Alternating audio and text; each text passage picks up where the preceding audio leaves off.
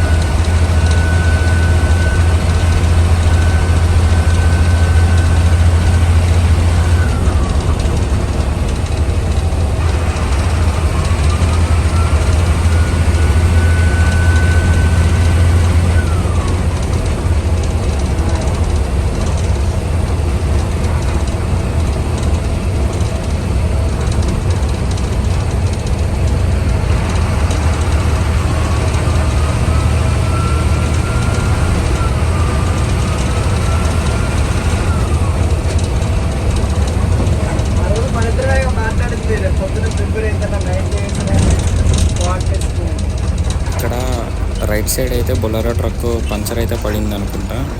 అయితే దాన్ని వేయడానికి మొత్తం దాంట్లో ఉన్న ధాన్యం లోడ్ అంతా రోడ్డు మీద అయితే దించేశారు, మొత్తం రోడ్డు మీద పెట్టారు.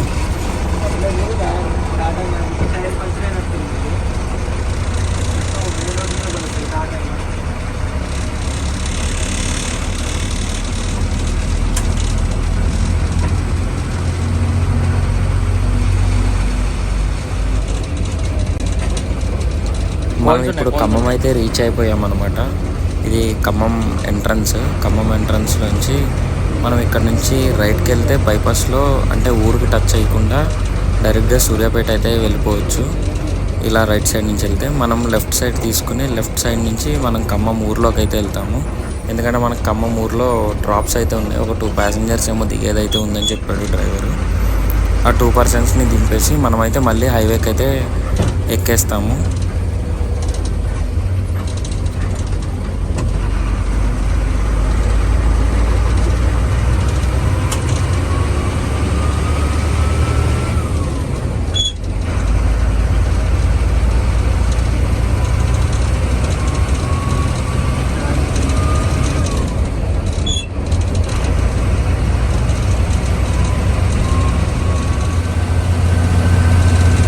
కొత్త హైవే అనమాట. ఇదివరకు అయితే మనం ఊర్లు టచ్ చేసుకుంటూ వెళ్ళేవాళ్ళం. ఇప్పుడు మొత్తం టోటల్గా ఖమ్మం నుంచి సూర్యాపేట వరకు కూడా నేషనల్ హైవే అయిపోయింది అనమాట. 6 లైన్ హైవే అయితే అయ్యింది. ఇది 6 లైన్ హైవే మీద ఫ్లైఓవర్ అనమాట. కింద నుంచి అయితే ఊర్లు అటు ఇటు ఊర్లకి దారులు అయితే ఉంటాయి. కింద నుంచి మనమైతే ఫ్లైఓవర్ పైనుంచి అయితే వెళ్ళిపోతున్నాం అనమాట.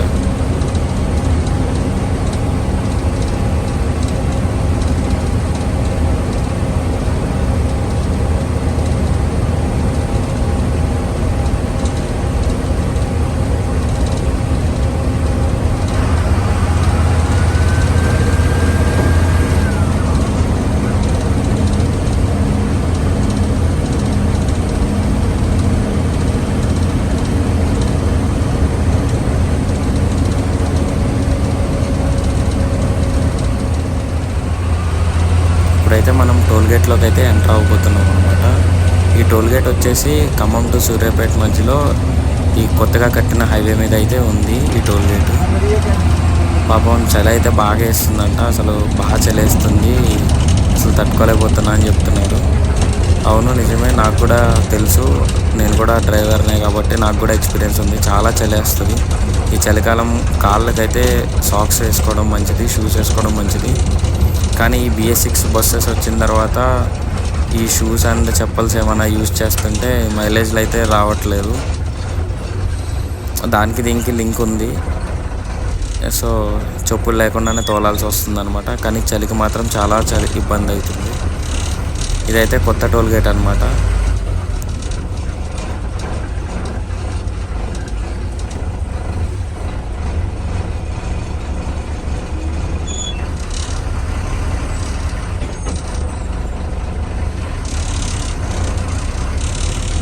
కొత్త ఈ రోడ్డుకి డ్రైవర్ సాగిస్తారు.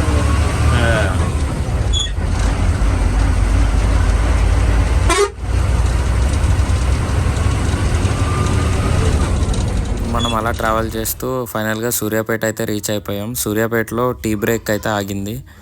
మనం మళ్ళీ సూర్యాపేటలో ఈ టీ బ్రేక్ కంప్లీట్ చేసుకొని మళ్ళీ స్టార్ట్ అయిపోతే మళ్ళీ మనం డైరెక్ట్ హైదరాబాదే. ఇంకా మధ్యలో ఎక్కడ బ్రేక్ అయితే ఉండదు.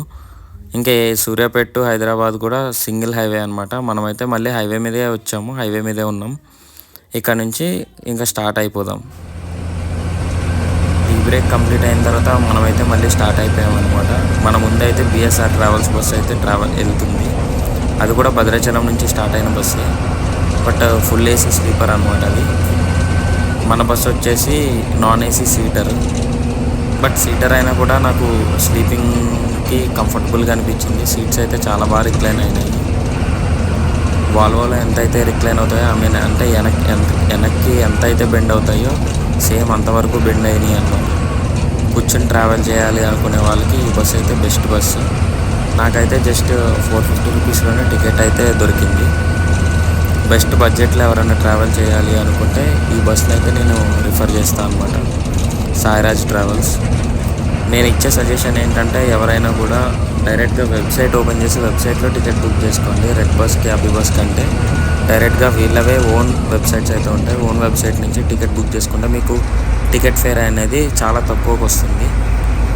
మనమైతే ఫైనల్లీ రామోజీ ఫిలిం సిటీ దగ్గర ఉన్నామన్నమాట. రామోజీ ఫిలిం సిటీ అయితే ఎక్కుతున్నాము. ఇక్కడ అప్ అయితే ఉంటుంది, ఆ అప్ ఎక్కుతున్నాం అనమాట. అసలు ఏ వెహికల్ అయినా కూడా ఇక్కడ పికప్ అయితే మొత్తం పడిపోతుంది అనమాట. మళ్ళీ పికప్ అందుకొని మళ్ళీ మనం ఔటర్ రింగ్ రోడ్ ఫ్లైఓవర్ కిందకి వెళ్ళేసరికి కొంచెం టైం పడుతుంది. మళ్ళీ చూద్దాం.